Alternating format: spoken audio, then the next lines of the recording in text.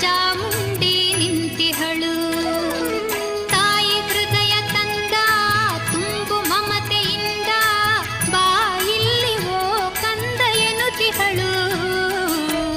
ಕೈ ಬೀಸಿ ಬಳಿಗೆ ನಮ್ಮ ಕರೆದಿಹಳು. ನೋಡು ನೋಡು ಕಣ್ಣಾರ ನಿಂತಿಹಳು.